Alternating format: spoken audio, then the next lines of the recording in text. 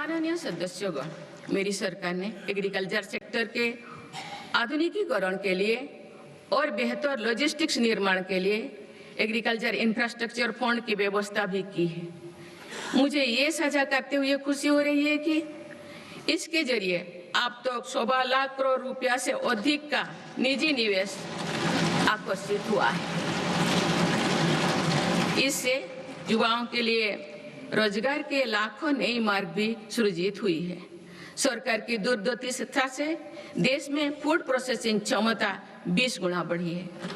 इससे किसानों को उनकी फसल का बेहतर मूल्य मिल रहा है।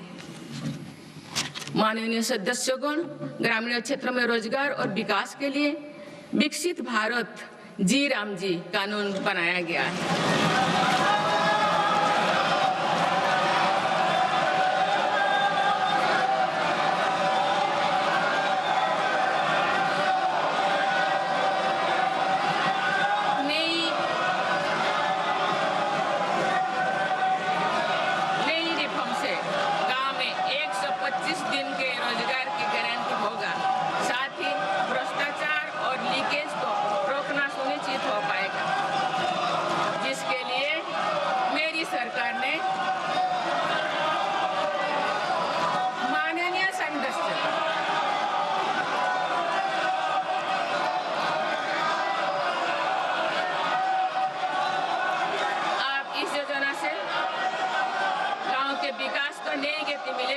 किसान, पशुपालन और मछुआरे साथियों के लिए नई सुविधाएं निर्मित होगी।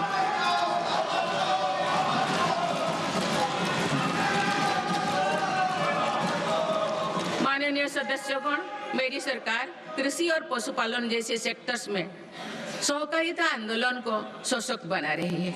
आज त्रिभुवन सहकारी यूनिवर्सिटी से सहकारिता से जुड़े लोगों को सीखने और आगे बढ़ने का मौका मिल रहा है। इसके अलावा 10,000 से ज्यादा FPOs के माध्यम से भी कृषि क्षेत्रों को सशक्त किया जा रहा है। माननीय सदस्यगण, मेरी सरकार स्पष्ट रूप से मानती है कि देश का विकास सभी देशवासियों को आगे बढ़ने का समान अधिकार देकर ही संभव है। इसलिए आज देश वुमेन लेड डेवलपमेंट के मंत्र के साथ आगे बढ़ रहा है। मेरी सरकार ने महिलाओं के लिए समर्पित विशेष योजनाएं बनाए हैं और साथ ही अन्य योजनाओं के केंद्र में भी महिलाओं को रखा है। प्रधानमंत्री आवास योजना से लेकर जल जीवन मिशन तक हर योजना में महिला लाभार्थियों को बड़ी वरीयता मिली है। देश के विकास में महिलाओं की भागीदारी बढ़ाने के लिए मेरी सरकार ने 10 करोड़ महिलाओं को स्वयं सहायता समूहों से जोड़ा है। आज देश में लखपति दीदियों की संख्या 2 करोड़ से ज्यादा हो चुका है। बीते एक वर्ष में ही 60 लाख से ज्यादा महिलाएं लखपति दीदी बनी हैं।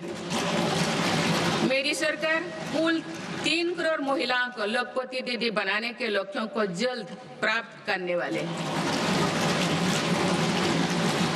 माननीय सदस्यगण, नमो ड्रोन दीदी योजना भी देश के सुदूर अंचलों तक महिला सशक्तिकरण का एक पर्याय बनकर उभरी है। ये प्रशिक्षित ड्रोन दीदी अब आधुनिक तकनीक से जरिए एग्रीकल्चर सेक्टर को ट्रांसफॉर्म कर रहे हैं। मेरी सरकार महिलाओं की आर्थिक उन्नति के साथ साथ अनेक पोषण, स्वास्थ्य और शिक्षा जैसी सभी विषयों पर ध्यान दे रही है। सितंबर के महीने में चलाए गए स्वस्थ नारी सशक्त परिवार अभियान के तहत लगभग 7 करोड़ महिलाओं की स्वास्थ्य जांच हुई है। इस अभियान ने महिलाओं को त्वरित इलाज शुरू करने में मदद की है। माननीय सदस्यगण, मेरी सरकार की प्रगतिशील सोच और नीतियों के परिणाम स्वरूप देश के हर महत्वाकांक्षी क्षेत्र में महिलाएं तेजी से आगे बढ़ी है। इसी दिशा में कुछ ही महीने पहले देश ने एक और बड़ा माइलस्टोन हासिल किया है। राष्ट्रीय शिक्षा अकादमी यानी एनडीए में महिला कैडेट्स का पहला बैच पास आउट हुआ है। इससे ये विश्वास और मजबूत हुआ है कि देश के विकास और सशक्तिकरण में नारी शक्ति सबसे आगे खड़ी है। माननीय सदस्यगण, श्री गुरु तेग बहादुर जी ने हमें सिखाया है, भय काहू को देत नए भय मानत आन, यानी हम ना किसी को डराएं और ना किसी से डर कर जिए।